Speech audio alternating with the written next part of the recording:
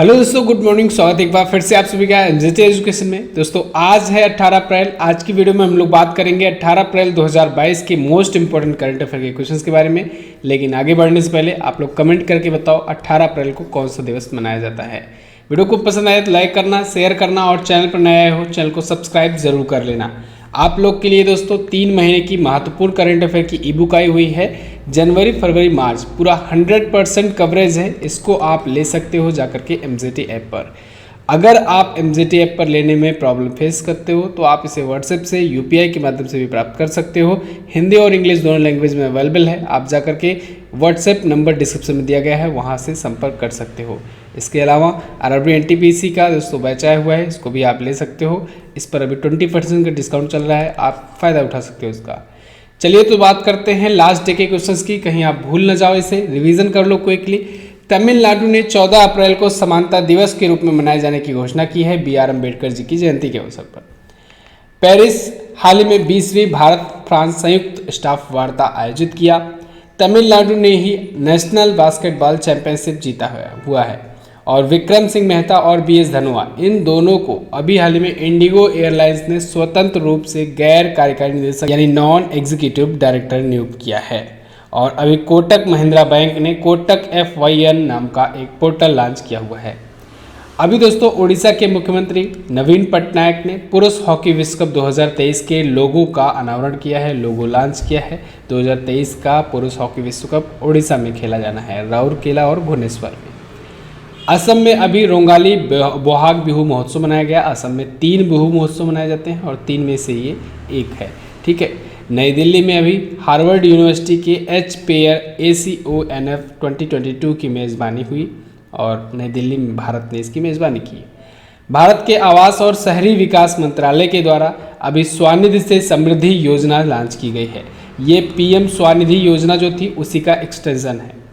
विश्व आवास दिवस दोस्तों 16 अप्रैल को प्रत्येक वर्ष मनाया जाता है, वर्ल्ड वॉइसेस डे। क्लियर? तो क्विकली रिवीजन हो गया। अब बात करेंगे हम लोग क्वेश्चन ऑफ द डे की, जो लास्ट दिन मैंने पूछा था आपसे, आपने आंसर किया था। विश्व कुष्ठ रोग दिवस कब मनाया जाता है? तो गांधी जी की पुण्यतिथि पर 30 जनवरी को मनाया जाता है। भारत के पहले ग्रैंड मास्टर विश्वनाथन आनंद। दोनों क्वेश्चंस के बारे में आप लोगों ने काफ़ी कुछ लिखा था, ऐसे ही डिटेल्स के साथ लिखा करो। जितना ज़्यादा पॉइंट लिखोगे उतना ज़्यादा आप ही का फ़ायदा होगा और आपके कमेंट्स जो पढ़ेंगे उनका भी फायदा होगा।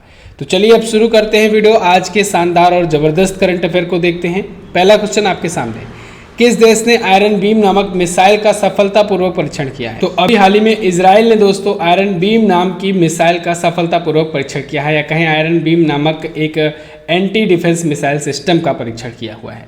ये देखिए कुछ इस प्रकार से होगा। इजराइल ने इसको लेकर के वीडियो भी रिलीज किया हुआ है।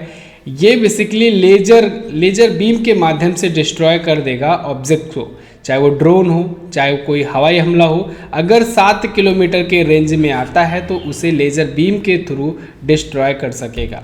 तो ड्रोन हमले दोस्तों आजकल बहुत ज़्यादा हो रहे हैं। इजराइल खुद यूज करता है और इजराइल ने देखा था आपने कि ईरान में कैसे इसने अटैक किया था। अब देखिए इजराइल अपने पास एक ऐसा इक्विपमेंट डेवलप कर लिया है कि बिना किसी बारूद गोला के वो लेज़र बीम के थ्रू ही डिस्ट्रॉय कर देगा ड्रोन्स वगैरह को। अब ड्रोन का इस्तेमाल लगातार बढ़ता जा ही रहा है, तो ऐसे में इजराइल ने इसे डेवलप किया है। 90% एक्यूरेसी बता रहा है। इजराइल की कंपनी है राफेल एडवांस डिफेंस सिस्टम, तो उसने इसे डेवलप किया हुआ है, राफेल एडवांस डिफेंस सिस्टम ने। आयरन बीम ये है, एक ऐसे है आयरन डोम। आयरन डोम क्या होता है? वो भी बिल्कुल ऐसे एक डोम टाइप का बना लेता है, रक्षा कवच। और उस रेंज में जो भी छोटी मोटी मिसाइलें, जैसे हमास अभी छोड़ रहा था तो फिर इजराइल ने इसे यूज किया था और आयरन डोम को दुनिया के सामने दिखाया था, तो फिर इसकी बिक्री बढ़ गई थी। ऐसे ही आयरन बीम का कहीं यूज करके दिखाएगा तो आयरन बीम को भी लोग लेना चाहेंगे, ठीक है, क्योंकि ये लेज़र मिसाइल रक्षा प्रणाली है, लेज़र डिफेंस सिस्टम है। तो जो भी unmanned air vehicles, rocket, motor और छोटी लंबी दूरी की मिसाइलें, टैंक रोधी मिसाइलें, ये सभी होंगी। जो मैन पोर्टेबल मिसाइलें, ये सभी मिसाइलों को ये डिस्ट्रॉय कर देगा लेज़र बीम के माध्यम से। क्लियर? तो ये दुनिया का पहला बन गया है, ऐसा पहली बार ऐसा लॉन्च हुआ है दुनिया में। चलिए अब इजराइल आया है, इजराइल के बारे में हम लोग बात करेंगे। यहाँ पर देखोगे आप वर्ल्ड मैप पे, ये है अपना प्यारा भारत। यहाँ से आप आ जाएंगे इस साइड में। इधर अफगानिस्तान, तुर्कमेनिस्तान, ईरान वगैरह ये सब क्रॉस करते वक्त जब आप आओगे सीरिया, लेबनान क्रॉस करते वक्त, तो यहाँ पर एक पड़ेगा देश, छोटा सा देश है लेबनान के पास ही, इज़राइल। ये रहा इज़राइल, ठीक है, ये है इज़राइल, ये है हाइफा चौक, ठीक है, हाइफा चौक तो आपको याद ही होगा। तो ये हाइफा है, इज़राइल देखो यहाँ से लेकर के यहाँ तक है। बीच में जो एरिया पड़ जाता है ये माना जाता है यरूशलेम का हिस्सा है थोड़ा सा, और इस साइड में ये गाजा स्ट्रिप आपको दिख रही है, ये गाजा पट्टी मानी जाती है। तो ये जो पूरा एरिया है ये है इज़राइल। इज़राइल की कैपिटल क्या होती है? इज़राइल की कैपिटल होती है जेरूशलम, ये जो आपको दिख रहा है जेरूशलम या यरूशलम, इसे पढ़ो। यहाँ के करंट टाइम पर प्राइम मिनिस्टर हैं नेफ्ताली बेनेट, और यहाँ के प्रेसिडेंट हैं इसाक हर्जोग। यहाँ की मुद्रा होती है दोस्तों न्यू शकेल, और द नेसेट होती है यहाँ की संसद का नाम। क्लियर है? तो इतनी इन्फॉर्मेशन आपको पता होनी चाहिए। चलिए, तो फिलहाल हम लोग बात करते हैं अगले क्वेश्चन की। किस राज्य में स्किल इंडिया इंटरनेशनल सेंटर स्थापित किया जाएगा? तो दोस्तों ओडिशा में अभी स्किल इंडिया इंटरनेशनल सेंटर स्थापित किए जाने की घोषणा हुई है। तो भुवनेश्वर और उड़ीसा में ये स्थापित किया जा रहा है। उड़ीसा में दोस्तों भारत के जो नेशनल स्किल डेवलपमेंट कॉरपोरेशन है, यानी राष्ट्रीय कौशल विकास निगम है, उसके द्वारा ये डेवलप किया जा रहा है। स्किल इंडिया इंटरनेशनल सेंटर के साथ साथ इसमें national academy for skill teachers, यानी टीचर्स के लिए भी एक एकेडमी स्थापित करी जाएगी, और national academy for world skill competition के लिए भी खोला जाएगा संस्थान, ठीक है ना। तो यहाँ पर आपको धर्मेंद्र प्रधान जी दिख रहे हैं, केंद्रीय मंत्री, इन्होंने इसका उद्घाटन किया हुआ है। क्यों किया गया है? इसका उद्देश्य क्या है? कुशल कार्यबल के लिए विदेशी अवसरों को बढ़ाने के उद्देश्य से, जिससे जो युवा हैं, जो यूथ हैं, उनको ट्रेन किया जा सके। तो कौशल विकास संस्थान और राष्ट्रीय कौशल विकास निगम, इन दोनों के साथ मिलकर के भुवनेश्वर ओडिशा में यह स्थापित किया गया है। भारत का पहला स्किल इंडिया इंटरनेशनल सेंटर होगा ये। क्लियर? ओडिशा आया है। उड़ीसा को आप देखोगे, उड़ीसा मैप में यहाँ पर है उड़ीसा, और उड़ीसा में ही है चिल्का झील। चिल्का झील दोस्तों भारत की पहली रामसर साइट है, first Ramsar site of India. Comment box में आप बताओ भारत में कितनी रामसर साइट्स हैं, ठीक है ना। और नवीन पटनायक जी यहाँ पर सीएम हैं, बीजेडी पार्टी से हैं, बीजू जनता दल पार्टी से हैं। प्रोफेसर गणेशी लाल यहाँ के गवर्नर हैं, और जस्टिस एस मुरलीधर यहाँ के हैं चीफ जस्टिस। उड़ीसा अपना बॉर्डर शेयर करता है वेस्ट बंगाल से, झारखंड से, छत्तीसगढ़ से, और इधर आंध्र प्रदेश से। क्लियर है? 1 अप्रैल को, अभी इसी महीने में 1 अप्रैल को उत्कल दिवस मनाया गया, या उड़ीसा राज्य स्थापना दिवस जिसे कहते हैं। क्यों? क्योंकि 1 अप्रैल 1936 को ही दोस्तों उड़ीसा अलग हुआ था बंगाल और बिहार से। क्लियर? कटक यहाँ पर है, जगन्नाथ मंदिर है, कोणार्क मंदिर है, पारादीप है, ये सभी यहाँ पर घूमने लायक स्थान हैं। सिमलीपाल राष्ट्रीय उद्यान, नंदनकानन जूलॉजिकल पार्क, चंदका हाथी विहार, ये सभी यहाँ पर हैं। अगला, पंजाब नेशनल बैंक ने 12 अप्रैल को कौन सा स्थापना दिवस अपना मनाया? तो पंजाब नेशनल बैंक इसने अपना 128वां स्थापना दिवस मनाया 12 अप्रैल को। दोस्तों 12 अप्रैल 1894 को यह स्थापित हुआ था। ये भारत का पूर्णतया भारतीयों द्वारा स्थापित और पूर्णतया भारतीयों द्वारा संचालित ये भारत की पहली बैंक थी, ठीक है ना। 1894 में स्थापित हुई थी। स्थापित कहाँ पर हुई थी? लाहौर में। अभी हेडक्वार्टर कहाँ पर है इसका? अभी हेडक्वार्टर है नई दिल्ली में। क्लियर है? तो पंजाब नेशनल बैंक ने अपना 128वां फाउंडेशन डे सेलिब्रेट किया है। पंजाब नेशनल बैंक वैसे अगर बात करें तो भारत की इस टाइम पर वैल्यूएशन के माध्यम से सेकेंड लार्जेस्ट बैंक बन गई है पीएसबी में। पीएसबी यानी पब्लिक सेक्टर बैंक, सरकारी जो बैंकें होती है ना, उसमें दूसरे स्थान पर फिर से आ गई है। अभी बीच में कुछ टाइम के लिए इंडियन ओवरसीज़ बैंक आ गई थी, लेकिन अभी फिर से पंजाब नेशनल बैंक दूसरा स्थान पा ली है। पहले स्थान पर एसबीआई अभी भी कायम है, जो कि बहुत ज़्यादा आगे है अभी, ठीक है ना। पंजाब नेशनल बैंक के बारे में बात करें तो लाला लाजपत राय और उनके साथियों ने स्थापित किया हुआ था। वर्तमान में एमडी और सीईओ हैं अतुल कुमार गोयल। अगला दिन, हाल ही में आईआईटी गुवाहाटी ने ऊर्जा कौशल तकनीकी विकसित करने के लिए किसके साथ साझेदारी की है? तो आईआईटी गुवाहाटी ने अभी एनटीपीसी के साथ, नेशनल थर्मल पावर कॉरपोरेशन के साथ दोस्तों साझेदारी की हुई है ऊर्जा कुशल तकनीकी को डेवलप करने के लिए। तो आईआईटी गुवाहाटी जो होगा ये एक ऐसा प्लांट डेवलप करेगा दोस्तों एनटीपीसी के लिए, जो कार्बन डाइऑक्साइड को, CO2 को ऑब्जर्व करेगा, कैप्चर करेगा, उसको रिसाइकिल कर सकेगा। साथ ही साथ में दोस्तों और ज़्यादा हाईली एनर्जी इफिशिएंट प्लांट बनाएगा एनटीपीसी के लिए। तो इसलिए आईआईटी गुवाहाटी के शोधकर्ताओं के साथ एनटीपीसी ने किया हुआ है टाई अप। क्लियर। तो अपने प्लांट को और अच्छा बेहतरीन डिज़ाइन और डेवलप करवाएगा, साथ ही साथ इसे CO2 कैप्चर कैपेबल बनाएगा। NTPC के बारे में बात करें तो ये एक महारत्न कंपनी है। महारत्न कंपनियां भारत में कितनी हैं? 11 हैं, उनमें से एक NTPC भी है।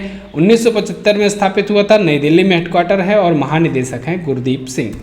अगला, किस बैंक ने अपने गैर कार्यकारी निदेशक के रूप में रेणु कर्नाड की पुनः नियुक्ति की?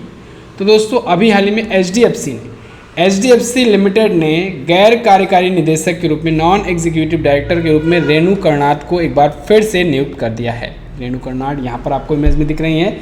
ये बहुत ही सीनियर मोस्ट वहाँ की समझ लीजिए कि ऑफिसर हैं या बोर्ड में जो बोर्ड ऑफ डायरेक्टरेट होता है उसमें सदस्य हैं। 2010 से ही ये डायरेक्टर हैं। इनको एक बार फिर से नियुक्त कर दिया गया है अगले 5 सालों के लिए, तो 2027 तक भी ये रहेंगी वहाँ पर। 2006 में दोस्तों वॉल स्ट्रीट जर्नल एशिया के द्वारा एशिया की टॉप 10 मोस्ट पावरफुल विमेंस में इनको शामिल किया जा चुका है। HDFC लिमिटेड और HDFC बैंक ये आपस में विलय हो चुके हैं। अभी हाल फिलहाल में घोषणा हुई थी, मैंने आपको बताया था इसको। तो HDFC लिमिटेड और HDFC बैंक अब एक हो गए हैं। HDFC लिमिटेड के बारे में बात करें तो ये 1970 में स्थापित हुआ था, लेकिन इसने अपनी बैंक कब खोली? 1994 में, ठीक है ना। तो ये इसी की एक बॉडी थी, लेकिन अब दोनों एक हो गई हैं। अगला, हाल ही में किस राज्य में समुद्र तट महोत्सव सी पौंडी 2022 का आयोजन किया गया? तो दोस्तों अभी हाल ही में पुडुचेरी में सी पौंडी 2022 का उद्घाटन किया गया। ये पहला महोत्सव है, ये महोत्सव है, ठीक है ना, इसे सैन्याभ्यास मत समझ लेना। एक महोत्सव है सी पौंडी, और सी पौंडी जो है ये पहली बार अभी मनाया गया है, ठीक है ना, पुडुचेरी में। पुडुचेरी जो है दोस्तों एक यूनियन टेरिटरी है भारत की। तो वहाँ के जो उपराज्यपाल हैं तमिलिसाई सौंदरराजन जी, जो कि तेलंगाना की राज्यपाल हैं, लेकिन उपराज्यपाल का भी अतिरिक्त प्रभार देख रही हैं पुडुचेरी के। तो उन्होंने इस समुद्र तटीय महोत्सव का उद्घाटन किया हुआ है। उस टाइम पर पुडुचेरी के CM भी अवेलेबल थे, जो कि हैं N रंगास्वामी। याद रखिएगा, N रंगास्वामी इंपॉर्टेंट है, मुख्यमंत्री का नाम पूछा जाएगा, क्लियर है। तो 4 दिनों तक का ये उत्सव है। गांधी बीच, पोडीमारिन और सनड्यून्स ऑफ पैराडाइज, इनके बीच में ये आयोजित किया जाएगा। पुडुचेरी के इतिहास के बारे में बात करें तो 1954 तक दोस्तों फ्रांसीसी एक उपनिवेश के रूप में काम कर रहा था। 1954 में सबसे पहले पुडुचेरी को ही आज़ाद कराया गया, भारत में जोड़ा गया। आज़ादी के बाद अगर किसी और पार्ट को भारत में जोड़ा गया तो सबसे पहले था पुडुचेरी, ठीक है ना। इसके बाद आप देख रहे हो लास्ट में गोवा को जोड़ा गया, जब पुर्तगालियों को गोवा से भगाया गया, क्लियर। अच्छा, पुडुचेरी की ही उपराज्यपाल अभी तक किरण बेदी जी थी, जो कि फर्स्ट इंडियन लेडी IPS थी। अगला, किस राज्य में पूर्वोत्तर क्षेत्र का सबसे ऊंचा राष्ट्रीय ध्वज फहराया जाएगा? तो मणिपुर में दोस्तों पूर्वोत्तर क्षेत्र का सबसे ऊंचा राष्ट्रीय ध्वज फहराया जाएगा। ये राष्ट्रीय ध्वज दोस्तों अभी फहराया गया, कह सकते हैं हम लोग, 14 अप्रैल को फहराया गया INA हेडक्वार्टर्स में। INA हेडक्वार्टर यानी Indian national army headquarter Moirang Manipur में ये फहराया गया। देखिए, पूर्वोत्तर क्षेत्र अब भले ही सब लोग इग्नोर करते हों, लेकिन आज़ादी के टाइम पर दोस्तों पूर्वोत्तर क्षेत्र जो है ना, ये हम लोग के लिए बहुत ज़्यादा इंपॉर्टेंस रखता है, क्योंकि नेताजी सुभाष चंद्र बोस जी ये पूर्वोत्तर से ही सेना को इकट्ठा कर रहे थे। वहाँ पर सेना बनाई इन्होंने, वहाँ से अटैक, धीरे धीरे कब्जा करना, अंग्रेज़ों को भगाना, ये सब चीज़ें पूर्वोत्तर से ही धीरे धीरे होती रही, ठीक है। तो यहाँ पर आप देख पाएंगे 14 अप्रैल 1944 को तत्कालीन लेफ्टिनेंट शौकत अली ने नेताजी सुभाष चंद्र बोस जी के मार्गदर्शन में पहली बार ध्वजारोहण किया था, और उसी की 78वीं वर्षगांठ थी। तो उसी की 78वीं वर्षगांठ पर ये पूर्वोत्तर क्षेत्र का सबसे ऊंचा राष्ट्रीय ध्वज फहराया गया। इसे दोस्तों ध्वजारोहण दिवस के रूप में भी हम लोग जानते हैं वहाँ पर, ठीक है ना। तो 14 अप्रैल को ध्वजारोहण दिवस पूर्वोत्तर क्षेत्र में मनाया जाता है। उसी अवसर पर ये 165 फुट ऊंचा झंडा फहराया गया। अगला, मणिपुर के बारे में आप देख पाओगे। मणिपुर कहाँ पर है? यहाँ पर है मणिपुर। इम्फाल यहाँ की राजधानी है। एन बीरेन सिंह अभी दोबारा से दोस्तों CM बने हुए हैं बीजेपी पार्टी से। बीजेपी पार्टी पहली बार बहुमत में यहाँ पर अपनी सरकार बनाई हुई है। अभी 5 राज्यों में जब चुनाव हुआ था ना, उनमें एक राज्य मणिपुर भी था। गवर्नर हैं ला गणेशन, जिन्होंने इनको शपथ दिलाई। PV संजय कुमार यहाँ के हैं chief justice. Keibul Lamjao national park इकलौता ऐसा नेशनल पार्क है दोस्तों जो कि झील पर है और तैरता हुआ नेशनल पार्क है। तो लोकटक झील के ऊपर बसा कौन सा नेशनल पार्क है? Keibul Lamjao national park. Sirohi national उद्यान है, यहाँ पर नेशनल पार्क है। इसके अलावा अभी बहुत सारे यहाँ पर दोस्तों महोत्सव सेलिब्रेट किए गए। कौन कौन से? एक तो संगाई महोत्सव, एक सिरोही लिली महोत्सव और एक संतरा महोत्सव एक अभी कचाई लेमन महोत्सव मनाया गया है, कचाई लेमन महोत्सव आप याद रखेंगे। नाता संकीर्तन महोत्सव भी मनाया गया, ये भी आप याद रखेंगे। अगला, हाल ही में किसे ओ हेनरी पुरस्कार से सम्मानित किया गया? तो अभी हाल ही में ओ हेनरी पुरस्कार से सम्मानित किए गए दोस्तों अमर मित्रा। अमर मित्रा ये बंगाली एक लेखक हैं। जानकर आपको हैरानी होगी, इन्होंने 45 साल पहले एक लेख लिखा था, एक लघु कथा लिखी थी, शॉर्ट स्टोरी लिखी थी, और अब 45 साल के बाद इनको मिला है उस लेख के लिए ये पुरस्कार, ओ हेनरी पुरस्कार। गांव बरो नाम का इन्होंने शॉर्ट एक स्टोरी लिखी हुई थी, गांव बरो, और उसके लिए 1977 में लिखे था, उसके लिए 45 साल बाद इनको मिला है ओ हेनरी पुरस्कार। इम्पॉर्टेंट नाम है, ठीक है, याद रखिएगा। 2006 में ये साहित्य अकादमी पुरस्कार से सम्मानित किए जा चुके हैं। अगला, हाल ही में कहाँ पर पीएम मोदी ने भगवान हनुमान की 108 फीट ऊंची प्रतिमा का अनावरण किया? तो प्रधानमंत्री नरेंद्र मोदी जी ने भगवान हनुमान की 108 फीट ऊंची प्रतिमा का उद्घाटन किया है या कहीं अनावरण किया है गुजरात में। भगवान हनुमान की ये प्रतिमा दोस्तों 108 फीट ऊंची है और ये हनुमान चार धाम परियोजना के तहत आती है। हनुमान चार धाम परियोजना के तहत भारत के चारों दिशाओं में 4 हनुमान जी की मूर्तियां लगाई जानी हैं। अब इसमें एक तो लग चुका है हिमाचल प्रदेश में, दूसरा ये था गुजरात में लगा, एक अभी प्रस्तावित है रामेश्वरम में, वहाँ पर बनाई जा रही है। अब इसका वाला अभी कंफर्म नहीं है। अभी मोरबी गुजरात में इसका उद्घाटन किया प्राइम मिनिस्टर नरेंद्र मोदी जी ने। यहाँ पर पूरा आपको दिशावार लिखा गया है। अगला, हाल ही में कौन सी योजना प्रधानमंत्री पुरस्कार के लिए चुनी गई? तो दोस्तों उड़ान योजना को प्रधानमंत्री पुरस्कार के लिए अभी चुना गया है। उड़ान योजना, उड़े देश का आम नागरिक, उड़ान का पूरा नाम होता है उड़े देश का आम नागरिक, फुल फॉर्म में पूछा जाता है, इसको याद रखिएगा। ये योजना शुरू की गई थी दोस्तों। इस योजना के तहत क्या था, आम नागरिकों को लोकल हवाई सफ़र से जोड़ने के लिए ये योजना शुरू किया गया था। तो इस योजना को लोक प्रशासन 2020 में उत्कृष्टता के लिए प्रधानमंत्री पुरस्कार के लिए चुना गया है अभी, इनोवेशन सेंट्रल कैटेगरी के तहत। तो ये पुरस्कार नागरिक उड्डयन मंत्रालय के द्वारा रिसीव किया जाएगा। कब? 21 अप्रैल को सिविल सेवा दिवस मनाया जाता है, उसी दिन ये अवार्ड रिसीव किया जाएगा। क्लियर? तो बस दोस्तों ये तो था आज का टॉप 10 करंट अफेयर का क्वेश्चंस। आई होप आपको वीडियो आई होगी पसंद। वीडियो पसंद आई है तो उसको लाइक और शेयर कर दीजिए। क्वेश्चन ऑफ द डे में आज के लिए आपका पहला क्वेश्चन है, कौन सा राज्य 10 सालों तक पुरुष और महिला हॉकी टीम को स्पॉन्सर करने वाला राज्य बना है? अगला, उंगलिल ओरुवन किसकी आत्मकथा है? दोनों क्वेश्चंस के बारे में आपको जो पता हो डिटेल में जरूर आंसर करना। आरआरबी एनटीपीसी कोर्स, इसको आप ज्वाइन कर सकते हो दोस्तों। इसमें बहुत सारी चीज़ें हैं जो आपको 100% सफलता दिलाने में कारगर साबित होंगी, जो आपको कहीं और नहीं मिलेंगी फ्री में, ठीक है।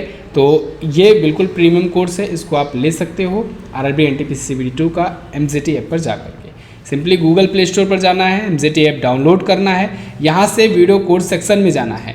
वीडियो कोर्स सेक्शन में जाने के बाद आपको हमारे बहुत सारे वीडियो कोर्सेज दिख जाएंगे, आप इनमें से कोई सा भी ले सकते हो। लेकिन एनटीपीसी CBT 2 जिसको मैं खास तौर से रिकमेंड कर रहा हूँ, इसको तो आप ज़रूर लें, क्योंकि CBT 2 में अब आपके पास समय बचा नहीं है। तो ऐसे में CBT 2 स्पेशल बैच ज्वाइन कर सकते हैं आप MZT ऐप पर जा करके। अगर कोई दिक्कत है, कोई प्रॉब्लम है, इसके बारे में और जानकारी चाहिए, व्हाट्सएप का नंबर डिस्क्रिप्शन में दिया गया है, आप संपर्क कर सकते हैं। ई बुक के लिए भी सेम प्रोसेस है, आप संपर्क कर सकते हैं।